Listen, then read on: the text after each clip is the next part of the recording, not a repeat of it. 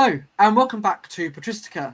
Today, the three amigos have reunited after so long to continue our series on 2 Corinthians. It's been really encouraging to see so many of you in the comments and in the Discord channel talking about your desire to see us return to the Paul versus Paul series. And so we have brought it back, and we're hopefully going to get a few videos out in a row now about 2 Corinthians and Paul versus Paul generally.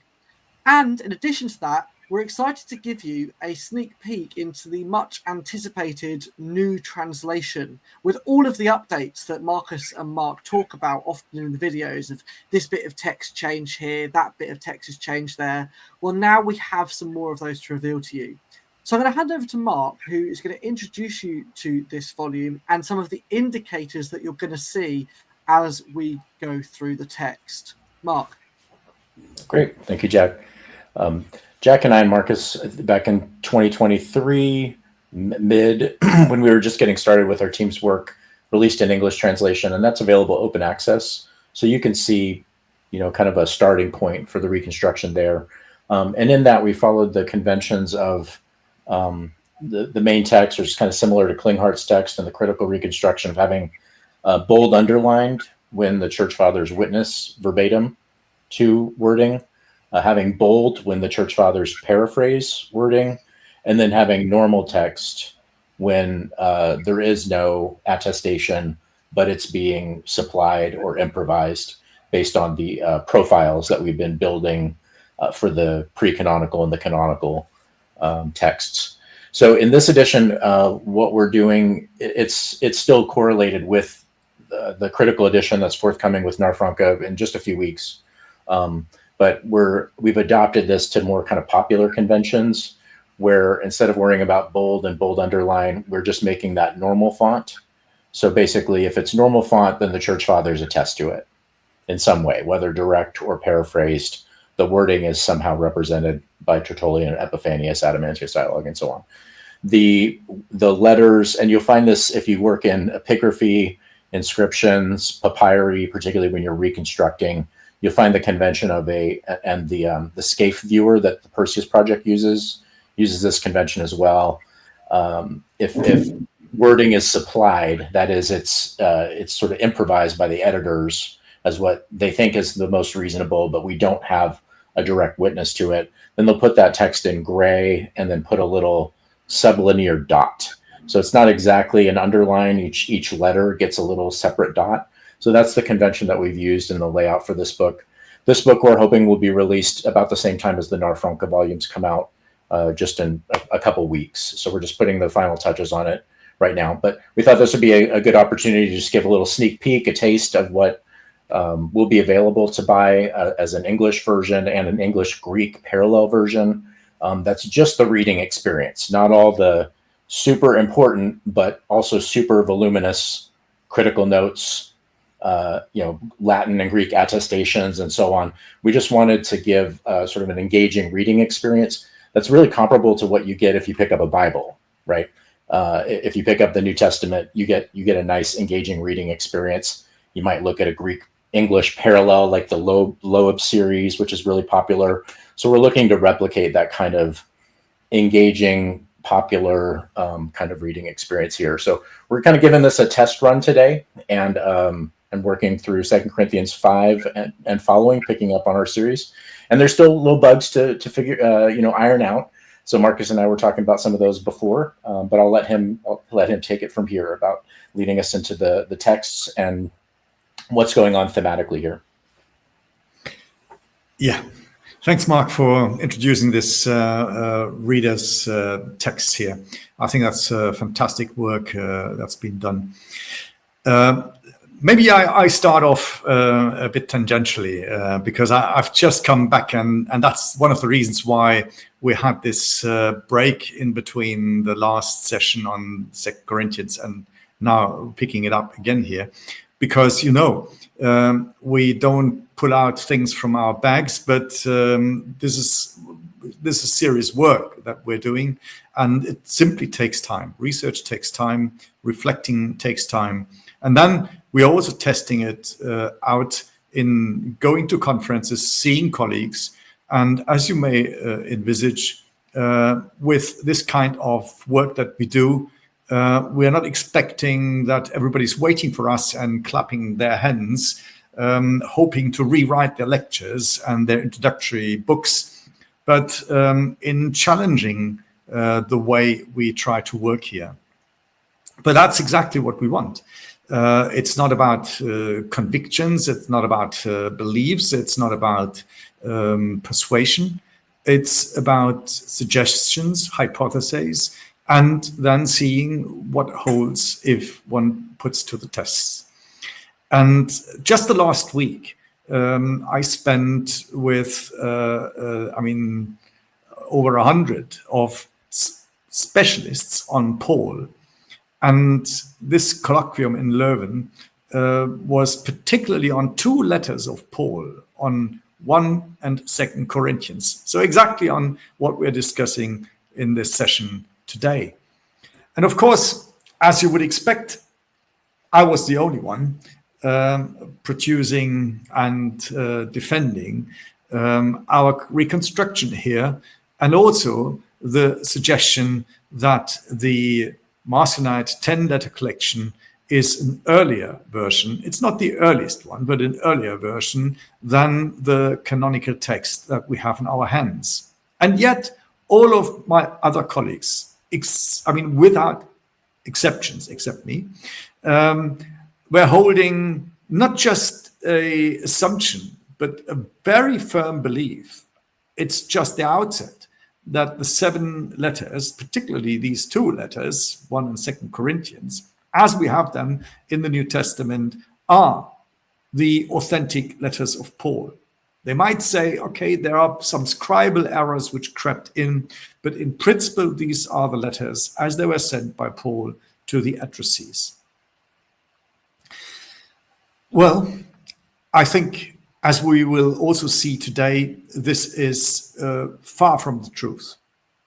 And if I say truth, I'm not saying absolute truth, dogmatic truth, but I think if we have to weigh 2 hypotheses, A is earlier than B or B is earlier than A, you have to make up your own minds. But I think when we compare these 2 texts, you might be inclined to go along with our hypothesis. So we start.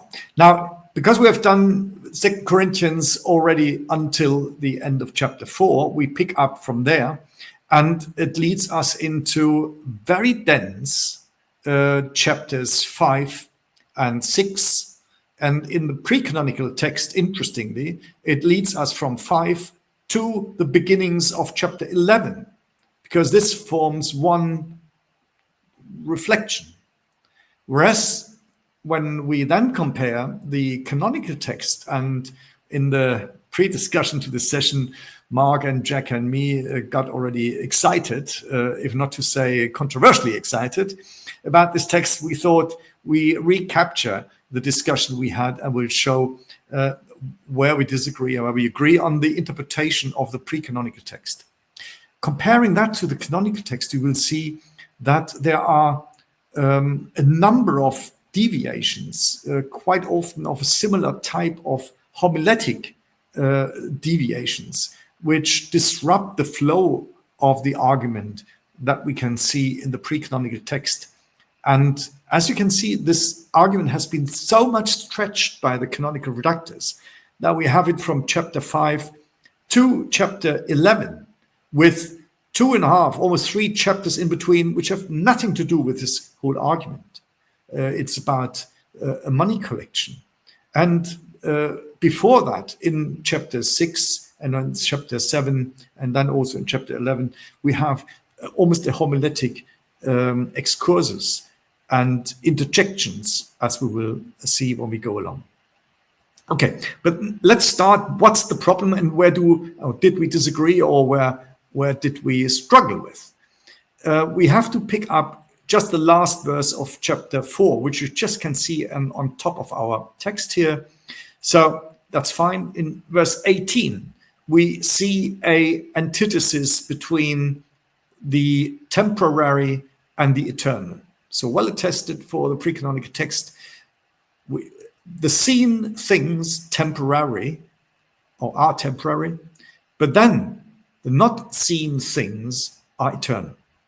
So that's the full start. So we have an antithesis between what comes and goes, what is temporary, and what remains. And this is the jumping point to the debate. If now we think of the resurrected body, and in 1 Corinthians 15, we had already this huge debate about novelty and what remains and how the resurrected body is to be understood. Here it is condensed again, the same question, and it's quite clear. There is one element which is temporary, which means it will not last. It will not be in the resurrected body. And there is an eternal thing. And the difference is between what can be seen, so this is categorical, this is physical, and things that cannot be seen. So anything that can be seen is temporary, and anything which is eternal cannot be grasped. Not by any sense. Not just not seen, but also not heard, not felt, not smelled, and not tasted. And that's where chapter 5 starts off. If the earthly, so what is seen, if the earthly of ours, so our body, and our dwelling be destroyed, it's a very strong word here. A building from God we have. And you can see already the first critical thought. How, if this were created by God, which is, however, not handmade, so it's divinely made. And interestingly, eternal in the heavens. So the pre-canonical text talks about a different creation. It is not the creation of what is seen. It's not what is temporary, but it's a dwelling, a building that we have from God, a dwelling which is not handmade, not categorical, which is eternal in the heavens. So we have the same thing between seen things and not seen things. That's my reading of it, but Mark may come in. We have the same antithesis now in a different wording. So if the earthly of ours dwelling be destroyed, anything that's seen, and you can see the pre-canonical text doesn't mention that our body is the creation of the divine. It is just a temporary thing. Where it comes from, we might discuss. But that is opposed to if the earthly of ours dwelling be destroyed, then I would even think one would put in here, at least in our minds, not in translation, a building from God we have. And this is what remains and what is eternal. It is a dwelling not handmade. And it is eternal in the heavens. So the body, I think, of which there is talk about here, it is an eternal one. It's a heavenly one. So it's not something physical. And now comes a reflection where people start asking questions already to the one who puts down this letter, because they start complaining. For also we sigh deeply in the habitation of ours, which now is not the eternal one, but it is the one where we can sigh in. But in that from heaven, yawning to be enclosed over. So we would like to keep to our own body of the habitation, the dwelling. But it is from heaven yawning to be enclosed over. So we would like to keep what we are when we hopefully are only enclosed over. I made the comparison. We would like to have a jacket, a divinely jacket, a nice looking jacket, but the underparts we don't want to lose. So it's really the earthly stuff which we don't want to let go while we are overclosed by the divine. And that reminds us of this 1 Corinthians chapter 15. And then it states, but if indeed And you can see the canonical reductors reduce this sharpness. If indeed after being unclosed, we will not be found naked. So this is quite interesting. If the pre-canonical text says, well, if overclothing means unclothing, what does it mean for what was there before? So what is left? Is there anything left of this earthly body, of that what is seen?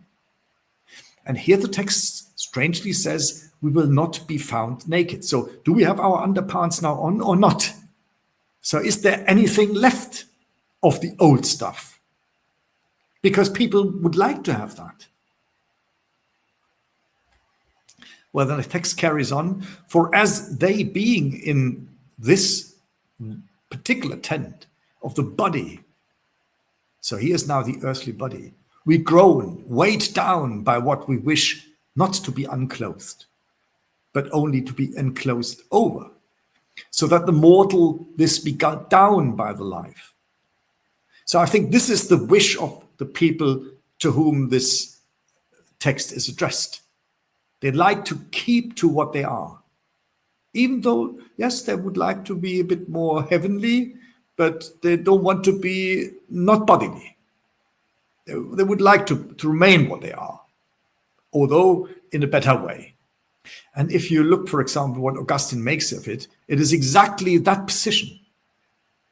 It is the old lady, who dies, but who will be preserved as a 14, 15, 16-year-old beautiful girl.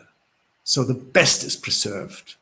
The bodily best is preserved, and that's the resurrection body, which is then overclothed with divine clothes. The text, pre-canonical text, is much more radical than Augustine is. Here it says, well, what Augustine expresses is the normal view of people. That's exactly what people like. They would like to have the new clothes of the divine, but keep the best of the body, of the physical body. So I think Mark, do you agree, or how do you read this text? I think, all of that makes sense to me. I think it's helpful to have that additional context, putting this in context. Some of the translation decisions that I was struggling with and mentioned prior to our recording was kataluthe and 5, which can mean to lodge, but that doesn't really make much sense to me in the context, it being a passive construction and so on. So I think what we talked about makes sense so far. The tent image was interesting to me because that's used elsewhere in the Pauline literature. It's also used in John, the Gospel of John, the opening, the tent, sort of the tabernacle of the incarnation. So I'm just paying attention to that as kind of a movable element, you might say, in this text, where the canonical adds the tent in 5:1, where the pre-canonical does not have it, maybe to stress that it is a temporary dwelling, the tent being a very temporary form, potentially of residence, at least for the people, writing this. But the tent image is still there in the pre-canonical. It's just there, a few verses later. That I'm not. In 4 at the beginning of 5:4, in this, the tent of the body. So the body is a tent here. It's just. I don't know if it's a fully developed philosophy here. But another thing that occurs to me is just that we kind of have mixed metaphors. We have building and construction metaphors. We have the body as sort of the locus of discussion. And then we'll even see here metaphors that have to do with travel that start to come in. Not any personal travel narrative, just the idea of being at home and then being away from home. So it just seems to me a highly metaphorical, sort of analogical way of coming at what happens when we die, immortality. To me, this resonates in many ways with Plato's Republic or the Timaeus, particularly in the pre-canonical form. But obviously the canonical adopts that with fairly minimal changes. Just another note, I should have mentioned it before, but the italics are to represent differences in this particular edition. They're to represent differences between the text. So if there's a word that's in the pre-canonical that's not in the canonical, that's italicized. If there's a word in the canonical that's not in the pre-canonical, that is italicized. And then if words shift positions, that's also italicized. So the italics are really kind of a relative, you might say, or comparative indicator, just a way of drawing the eye and people's attention to where the differences are in the text, not sort of an endemic or any kind of indication of something in the text itself. It's the text vis-a-vis the other text. So I hope that helps just accentuate those differences and helps us kind of zoom in on what those particular differences are between the two texts. Here, a lot of minimal refinements, you might say. I wonder about 3 if it's more of a sort of statement of conditionality. That's almost like hypothesizing. If indeed after being unclothed, it's a pair, it may have more of a contingent sense. But then in 3, you have ege in the canonical text, so it might presume that this is a reality. It's not as hypothetical. It's not as conditional. It seems to be in a posture that's a little dubious, but not hypothesizing fully, if that makes sense. Yeah, I think that sums it up, because it shows that the canonical reduction is more assertive, is more homiletically directive, whereas the pre-canonical text is more discursive. It's still a debate, it's still a reflection. It's not as sure of what it suggests as the canonical text is. Let's carry on a bit. So the pre-canonical text continues. God, or the God, is the one who gave to us the down payment of the Spirit. So now comes in this idea that it comes what remains. Life, which overclothes us, is a down payment, is an arabon. It's the beginning, which is given us by the Spirit. And this is also interesting. You can see what God has given us is here not the physical body. Just as we have read it in the end of 4:18 and the beginning of chapter 5, what is given to us as human beings is not a physical creation. It's not this world as been created. It is a spiritual gift. And maybe, as Mark has just reminded us of Plato, it is almost as saying it's an idea. It's something eternal that has been given to us as a first gift, a down payment, the beginning of a full developed gift, which becomes and remains, eternally remains a spiritual one, not something which we can see. So this is a very strong statement which picks up from what we have read just before. If I could add real quick, I was just going to say too that this part in chapter 5 coheres quite nicely with 1 Corinthians 15 that we talked about previously, in that you have an extended, detailed discourse on the body, on resurrection, on afterlife, on transformation into sort of an existence beyond our current existence. But just how thickly the Marcionite text is witnessed in these places. 1 Corinthians 15 is so densely attested, except for those ascension and resurrection witnesses passages. Here in 5, so densely attested and quite coherent between the two, I would say. Absolutely right.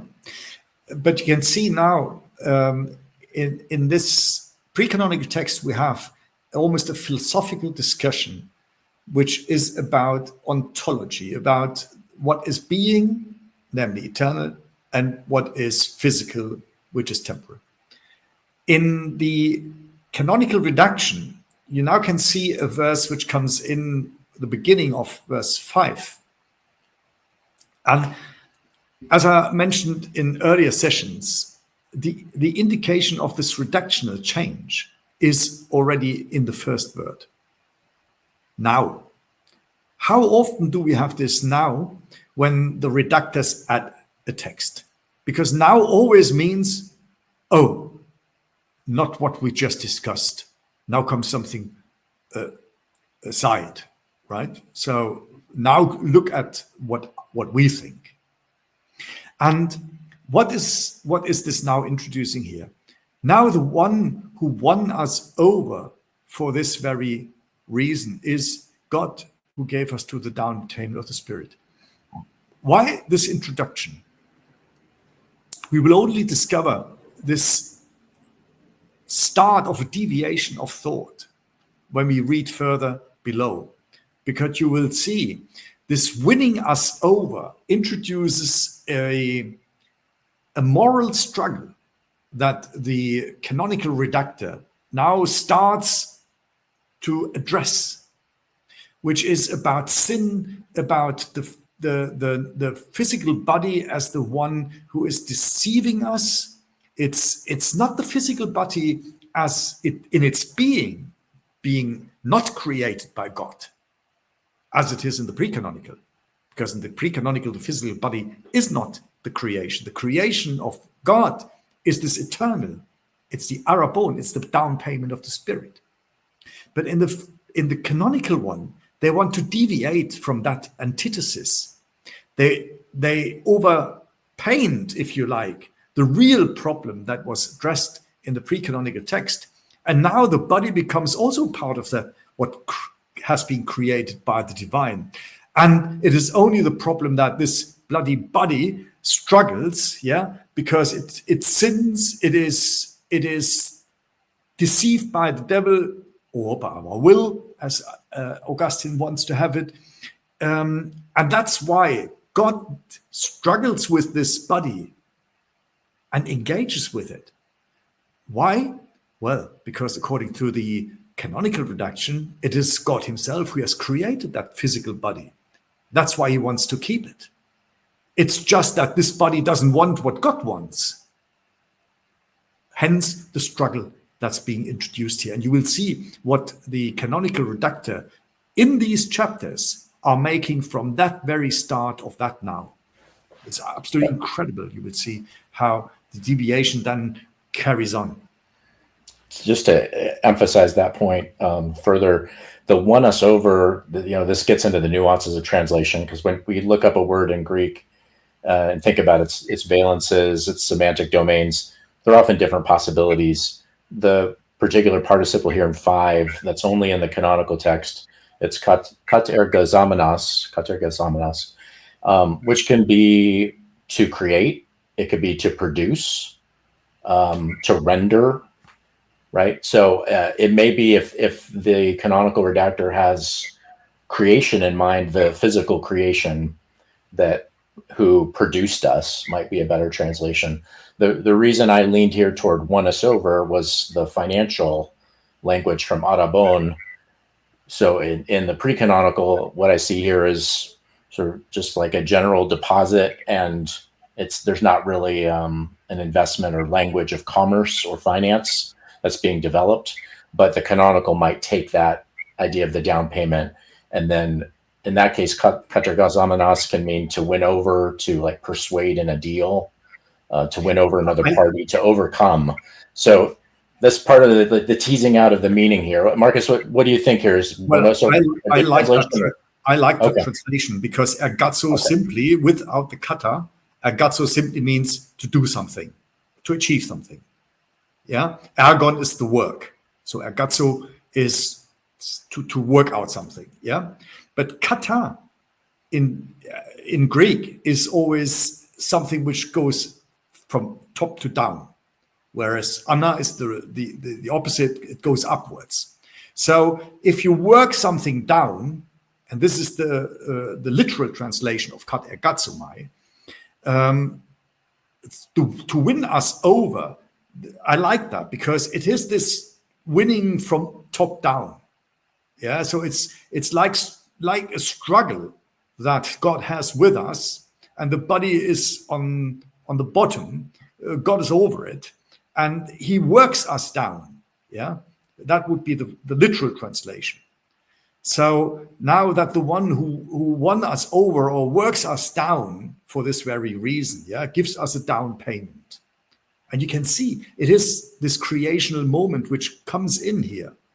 Because as we just said before, this text, the canonical text, reckons that God engages with this physical body, which of course is counterproductive compared to the pre-canonical text, where it was quite clear the arrabon is a spiritual arrabon, which has nothing to do with the physical body here. The physical body is temporary. The eternal can only be something which is of spirit. There's another, I'm sorry, go ahead. No, please. I was going to say, there's another translation decision in this context that was of particular interest to me, and that was the verse before 5:4. I know we're getting kind of a deep dive today, but some more of the juicy stuff is.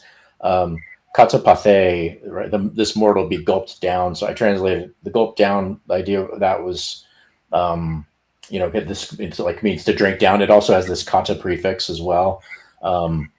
But what I saw there was, you could have different metaphors here where the mortal body is sort of being subsumed by the immortal body.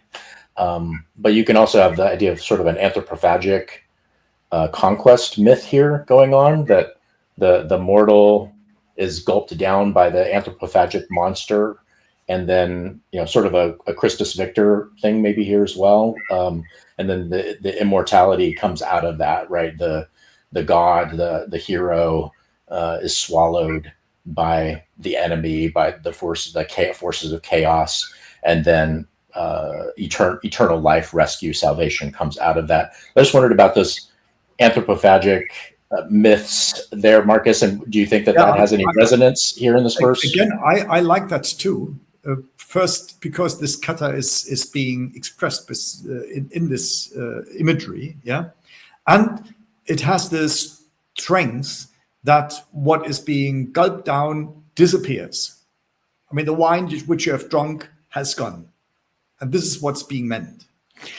Interestingly, when the canonical redactor takes on this text, it takes on these strong imageries, even the arrabon of the spirit, so the down payment of the spirit. It has taken on board almost literally, as we have seen, every single word.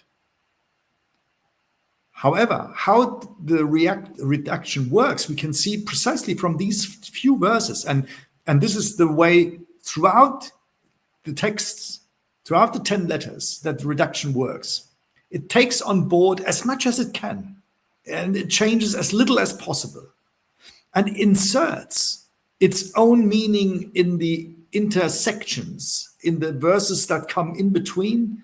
Very rarely, like not the least or something, it changes text itself, but it adds some text, and these addings of text give the remaining text a different context, and suddenly the semantic shift or the shift of content starts. And when you read this canonical text, you would have never thought that a pre-canonical text could be the way it is. And probably this was one of the biggest revelations for us when we did the reconstruction of these texts. We never worked on content. We worked on the text itself. What is witnessed? What are we finding in lexicography, semantics, and so forth? Now that we discuss it with you here on air, we for the first time, we do a strict theological description, and we can see how precise the pre-canonical text is, and how different, also precise or less precise, because it's always a bit of a juggle for the redactional text to deal with a precise text, which then he has to deal with. And you can see how difficult it is for the redaction to deal with this kind of a discursive, precise, even here, philosophical text, and what it makes of it. I think it's also helpful to think about how really all scriptural reasoning, I think, is playful. There's different possibilities and potentialities in any text. That's part of why communities have gathered around sacred texts is because they give us a locus to explore, things that are beyond us, things that tie us together. But one of the things that's been part of our work in the background, and you can't really, it's not really evident unless you start looking at TEI tags about where sentence divisions are made. But the periods, the commas, and so on, those are not given in the text, right? It's not like Tertullian is signaling to us where to put a comma, where to put a period. Here, 4 and 5 are interesting, where 5 could be a standalone syntactical unit. The God is the one who gave us the down payment of the Spirit, but it doesn't have a verb. But that's common in Greek. You might have a tacit is there, as you do on the canonical side, but it could also be a participial modifier of life, right? So it's interesting there to try it out, to think about if you put a comma after life, by the life, comma, the God who gave us. So in this case, God is life. God is Zoe in that reading. I think that's right? also correct. That's a plausible reading of this text. It's not how we rendered it, but it is one way to render the text. And you see, there is even a reason why I think this is meant that by life, that life is the divine here. And that is the very reason why the canonical reductor introduces it by now, because now is a full stop after life. So here the canonical reductor cuts off verses 4 and 5 of the pre-canonical text and makes a sense division between life, which is separate, and God who gave us the down payment of the Spirit, and introduces God as the one who has the battle. I mean, the battle over sin and over the body who sins. And just the same in verse 6, the pre-canonical text continues in that kind of a discourse. Yeah. So we could read, so that the mortal this be gulped down by the life, namely God, who gave to us the down payment of the Spirit. And now comes the same antithesis which we had in the beginning, because living at home in the flesh, so not in the spirit, but in the body, in the visible, living at home in the flesh, we think, that this is home. No, we are living abroad from the Lord. So we are not at home. We are at home in ourselves. So a stark contrast, an antithesis, where the people who want to keep what they are, we're talking about the underpants, they think they are at home, they are not naked. But here the antithesis is clear. No, we are not living at home. This is not home. This is not being not naked. If we live in the body, that is to be exposed. That is what is in reality nakedness, because we are living abroad. We are alien to ourselves, and we are alien to the Lord. So a very condensed, very consistent text from chapter 14:18 to 5:6. Look what the reduction has done to it. Verse 6 introduces taking courage then, and the then is just with a now, it's in reduction addition, right? Taking courage then always, and you wonder what's that now?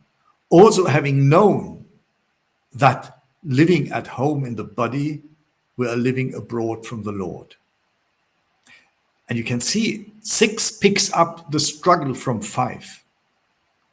So as the Lord has won us over and has struggled with us, it takes us to have courage then, always. So it is the second attempt here to turn the text from an ontological text, from a philosophical text, into a moral text, an ethical debate.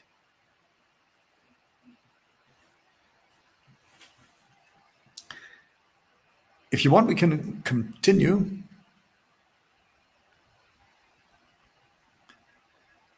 Now, for by faith we walk, not by what is seen.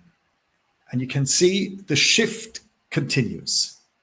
The shift from ontology, from what is and what is not, from what is temporal and what is eternal, it turns to ethics. or belief. For by faith we walk, and it is meant here, we walk with our body. Not by what is seen. Of course, the body should not be in the driving seat. It should be faith, which is now being the interpretation of the arrabon of the spirit, of the down payment of the spirit. So the down payment of the spirit is no longer, as in the pre-canonical text, the purely unseen, eternal, what is being created by God. But now it is the direction of the physical, which is done by the Spirit, namely by faith. And as we have often said before, the canonical redactor can't say what it says once. It's like a good advertising method. It always says it twice, sometimes 5 times. And so it repeats itself here. Now we take courage. It's exactly what we've just said before. Yeah. So it picks it up again. Now we take courage and are pleased rather to live abroad from the body and to live at home unto the Lord. And you can see it doesn't really click, because it takes up the wording, which is this antithetical wording between the body on the one side and the Lord on the other side, which we have in the pre-canonical text, and which doesn't fully fit the reasoning which we have just had in the canonical redaction. Whereas in the pre-canonical text, it's clear. We are rather pleased to live abroad from the body and to live at home unto the Lord. So the body becomes an alien part. It's done. It's gone. So we have taken exile from the body. Or as it started in 5.1, the body is being destroyed. So why worry about the body? The body is temporal. But the body is not our home. When we live abroad from the body, then we are at home unto the Lord. So you can see, I've never seen a more straightforward, clear text in theology as in these very few verses in the pre-canonical text. And I bet we wouldn't need 100 commentaries on 2 Corinthians if we were reading the pre-canonical text. A simple reading for every lay person would be clear. You wouldn't need a theologian. Quite different from the canonical text. You need more than 100 commentaries, and another 1,000 will be written in the next years. And they will all conclude that it is a pretty struggle to make sense of that mixture between an antithetical typology and this income of struggle and courage. And verse 9 is a wonderful example as well. Hence is like now and then.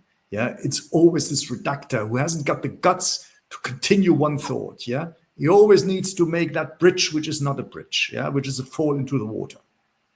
So hence also. So he can't say it once. He needs to double it up. Yeah. Hence also we love the honor. Now you wonder what's going on here. Whether living at home or living abroad, you can see he struggles with this antithesis that we just had. What is at home and what is abroad, which is so clear. We are only at home with the Lord, and we are abroad in our body. So the body needs to go. But that is exactly what the canonical redactor wants to undermine.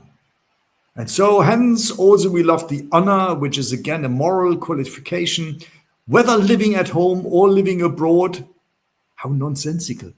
I mean, would you think when you live with the Lord, yeah, you still love the honor? I mean, who is at home in paradise still loves the honor? No, that's the fall in paradise. It's falling out of the Lord. It's following the body. And hence comes the sin. So whether living at home or living abroad, to be well-pleasing to him. You can see the shift continues. It moves from ontology, as I said, to morality. And it doesn't really fit the text, which is borrowed from the pre-canonical text. Continues, for every one of us must be presented before the days of the Christ. Now, in the pre-canonical text, that's little to do with whether we did sin or we didn't sin. Of course, it's to do that each be conveyed what things through the body one practiced, whether good or evil. But you can see, whether good or evil. So it's not about sinning. It is about what the body usually does. And what the body does is temporary. Good things that the body does is temporary. And even from good things, we need to go. Bad things and evil things, of course, they also go. With the body, everything goes. And if the body is before the dies of Christ, everything is conveyed, but everything you will see has to go. We have to be abroad from this body. So the dice is not a judgment between good and evil. It is a judgment between what is temporary and what is eternal. So it's a complete new understanding of an eschatology, of seeing the Lord. In the canonical redaction, it becomes Judgment Day. Judgment between good and evil deeds. Whether we love the honor or whether we love the Lord. For every one of us must be present before the dies of the Christ, they say, so that each be conveyed the things through the body unto which one practiced, whether good or paltry. We continue.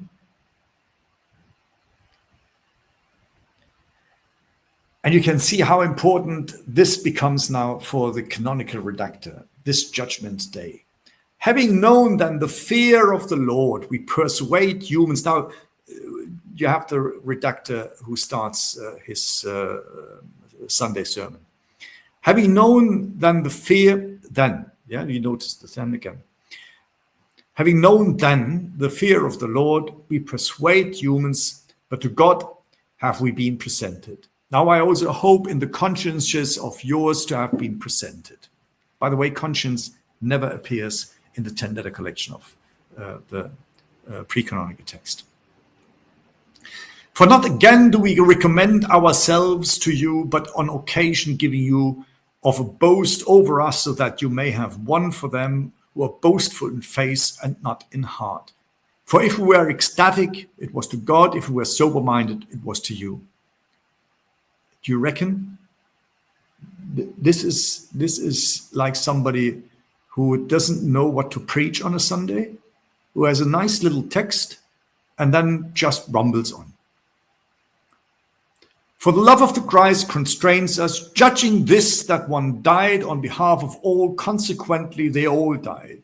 And he died for all, so that those who live would no longer live for themselves, but for one who died for them and was raised. So then, we from the present on, we know no one according to flesh. And if we have known Christ according to flesh, yet now no longer do we know.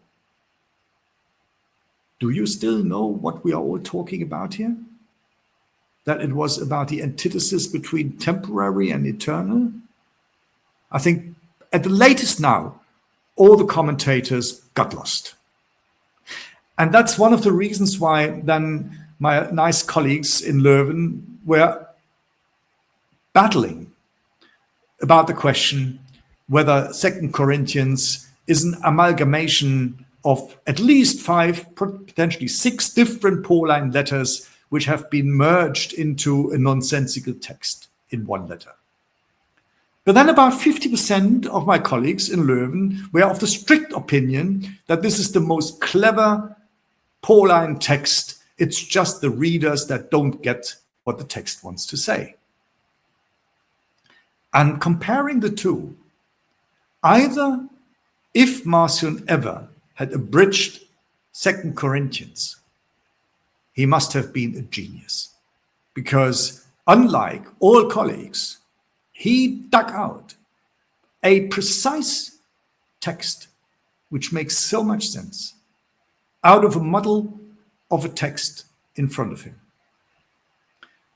So I think it is the easier historical explanation that someone messed this text up because they tried to deal with it, to deviate from this kind of a strict antithesis between the temporary and the eternal, between a body, and as 1 Corinthians 15:50 said, and as Galatians already said in 5:21, the flesh cannot inherit the kingdom of heaven.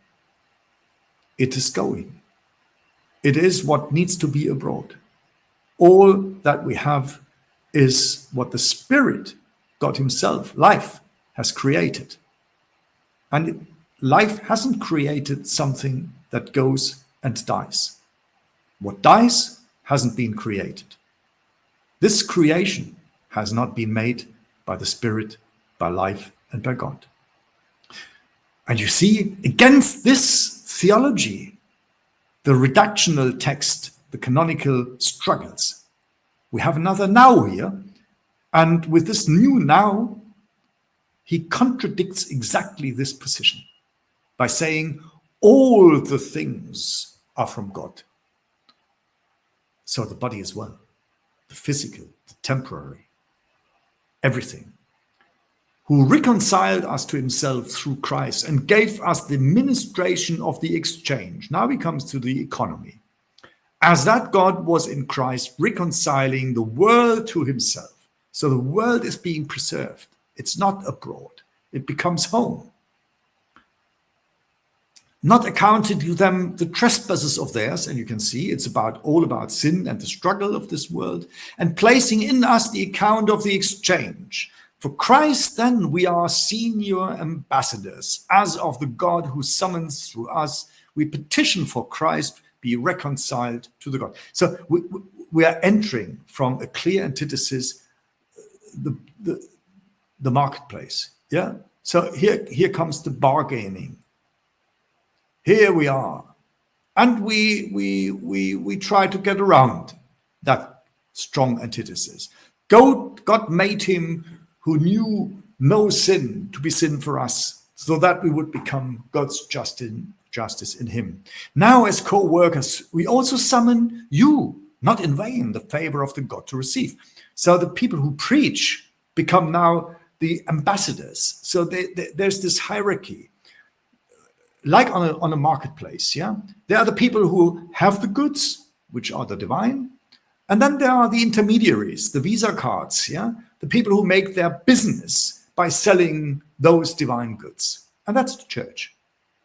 Being the intermediary, the ministers that serve the ritual. And with every ritual, every transaction, the nicest flow is always in the middle. My grandmother once said to me, Marcus, don't go in producing something. So she wouldn't have liked me to produce books, because the only margin, she said, and the only one who earn something is the middleman. So become middlemans. And that's what institutions are. It's the middle people.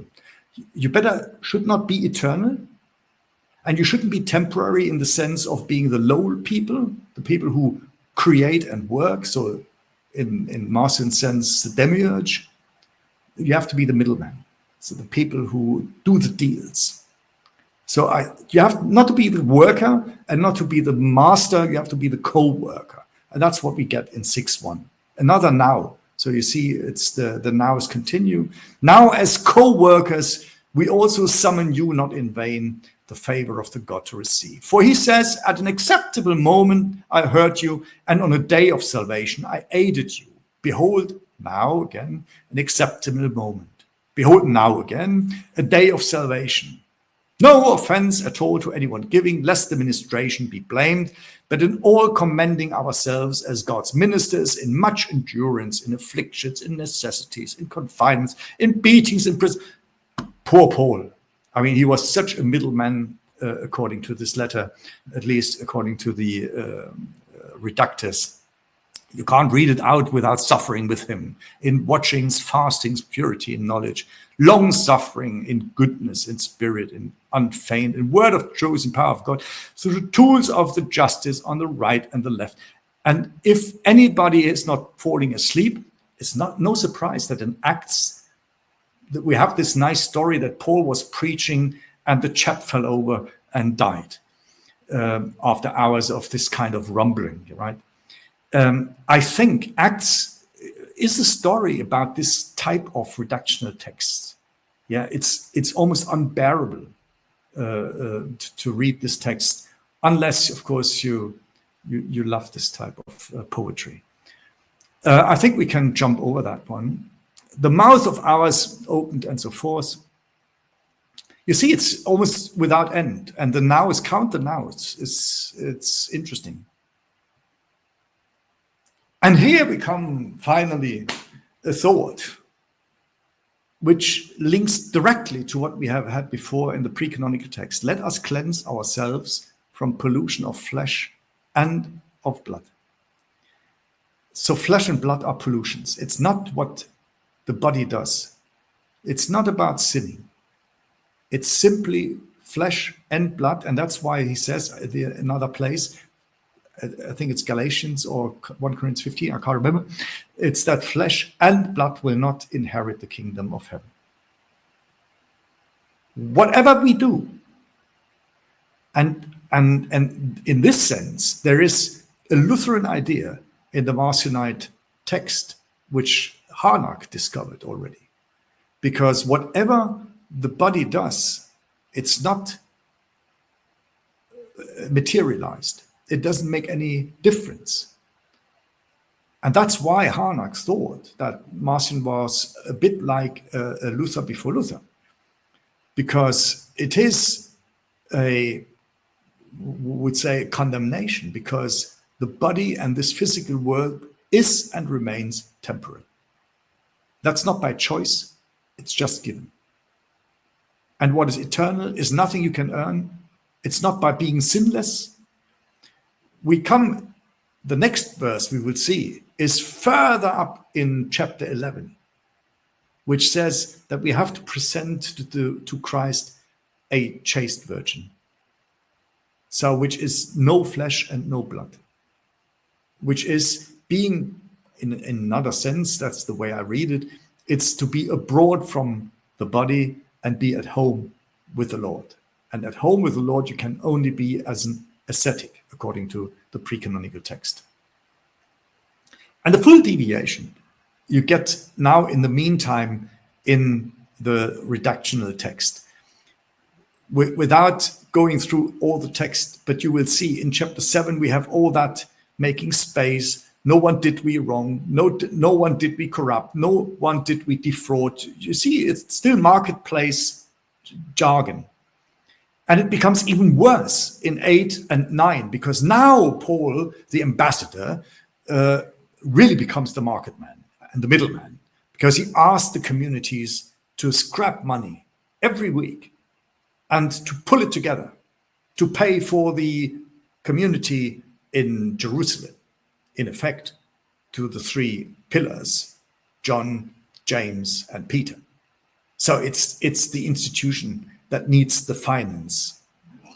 And all that comes in 8 and 9 is just about finance. It's incredible. That's why my colleagues believe that chapter 8 is a separate letter. Chapter 9 is a separate letter. But in fact, I think they missed the point.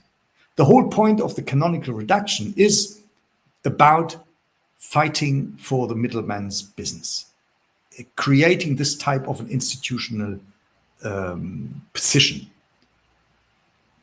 It's all about wealth. It's to me that I'm now used to the pre-canonical text. It's a text that is hard to digest. Yeah, I think you can beggary and beggar. It's. I mean, people who know in a marketplace in Cairo or in Jerusalem, yeah, they know what's going on there, and it's like listening to what people do. Now, favor to God. Now we send along. Now, not only that, we might need to counternounce. Now we have sent along. I was going to say, there's continually self-implicating language, and it's self-referential to a ministerial class. Yeah. And we talk sometimes about Ignatius and positions of the deacon, positions of elders. We pretty regularly have diakonos, diakoneo language all the way through here. We pretty regularly have presbuo, so we don't have presbytus or presbus as the elder, but we have Paul self-representing as a senior ambassador in a participial form, in an active verbal form.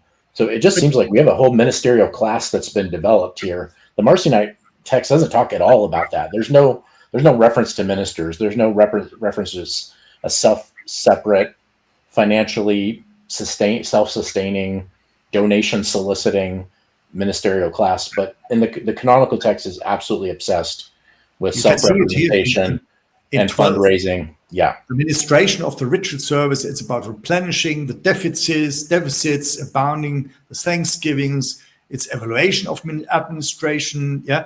So it's a continuing market talk. And what I think people who try to make or to extract these chapters into separate letters, they make a mistake, because it's the same language that is being introduced, as we have seen in chapter 5 and chapter 6 already, in between the texts of the pre-canonical verses. It's the same hints which reflect what is going to come in those chapters here. So see, even the letters are talked about. They say weighty and strong, visitation. This is also where all the travel narrative stuff comes in. Yeah. Gratuitous travel log, travel details. We're sending this guy. This guy's going here. He's coming back to us. You know this guy. So there's diplomacy. There's rankings. There's representations. There's proxies that are all part of this sort of class where Paul now is almost like an association guild leader, but the guild is not merely local. It's international, and he's got representatives working all over the Roman Empire who are, building up this new professional class. By the way, ministration, every time you see that word, that's diaconia, right? So we have this diaconate, but I don't think that is like a separate deacon. It's just a reference to this ministerial class that's now emerged in the canonical text. And I think sometimes the reductor reveals himself, like in the beginning of 11, when he makes this canonical Paul reflect, "Oh, that you would tolerate from me a little something of folly, but indeed you are tolerating of me." So I think he admits that these chapters 8 to 10 were a full folly. I mean, this was a bit over the top. When I put together the reconstruction and put together a first introductory part to that, my good reviewer said, "Why are you becoming cynical? Because so far in the entire text of a few hundred pages, you've never been cynical. You have always been patient and remote, right? And reflective." But I said to him, look, this is a text which doesn't want you to be reflective, but emotionally responsive. And when I compare the reflective text of the pre-canonical version and see such a rumbling in the canonical text, and now for 3 chapters, it pains me. And it wants me to be pained, because it wants me to suffer from my body who is sinning, because when I overcome the sinning and the impatience, then even this body will be saved. Whereas the pre-canonical text says, you can do what you do. You present a chaste virgin. But that means, if the interpretation of that antithesis is correct, the chaste virgin is a bodiless, an ascetic virgin. It's no longer something which is temporary. This is already eternal. And I think people misunderstand quite often the notion of asceticism. They think it is a castigation of the physical. I think for the pre-canonical text, it is anything else. It is going beyond the physical. It is already grasping this down payment of the Spirit, believing, whether right or wrong, we might discuss that, but it is the belief that already in this world you can have a grasp, or not even a grasp, because you can't grasp it as we have learned, but you have a way into what remains. But what remains is not in the body. Where it is, well, it's in the Spirit. It's in the eternal. So it is a very spiritual text, I think. Whether we like that and whether we think that that can be a religion is a different matter. But what we want to do in the sessions here is first to understand what this, I think, highly theologically interesting and philosophically interesting text is.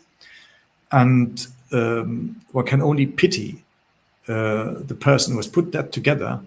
And I can understand that when Marcion read what's being done to this text, that he was abhorred and wrote the antitheses, the preface to his text, where he showed again what he really meant by producing this text and how this text had suffered, as he says, distorted he was by reading what others have done with this text. But that's what it is for today. So I hope you have liked our a bit more in-depth reading of these chapters of 1 Corinthians, which leaves us for another session to have chapters 11, 12, and 13. Just a closing thought to the language of chaste and pure there. That's the same term in Greek, but the chaste was linking back to the ascetic themes in the Marcionite text. I did also wonder in 7:2, the molesmu, the pollution of flesh and blood, if that could be an ascetic reference as well to abstaining from meat. Is that a possible reading as well within that context? So something to think about. Obviously, that was a significant debate in the early generations. We see it in Revelation and other places of, whether you can eat meat sacrificed to idols, whether you can eat meat at all, or whether you can eat meat with blood in it. These were significant concerns for diaspora, Jews in various parts of the empire, especially. So that's sometimes the italics get at a real difference in words, but sometimes they illustrate a different valence where a word just takes on a different semantic sense because of what the context is around it. But so in the canonical text, it's just about sexual purity there. It's not about asceticism. Yeah. Well, thank you both so much. I've enjoyed listening for an hour or so, and it's really funny you mentioned the boredom, because I oversaw a PhD recently that explained how 2 Corinthians is meant to be a letter that was going to be read to the congregation, and I tell you, you'd have the whole crowd in floods of tears and sleep if you read the whole thing from start to finish. And indeed, although your commentary was most enlightening, the text itself, gosh, there's lots to be desired. Guys, Marcus is now back, so hopefully we'll have more of a regular output on 2 Corinthians. So please do stay tuned. As always, please subscribe to Patristica and also head over to Mark's channel, Voces Antiquae, link down in the description. As always, see you soon. Have a good one. Bye-bye.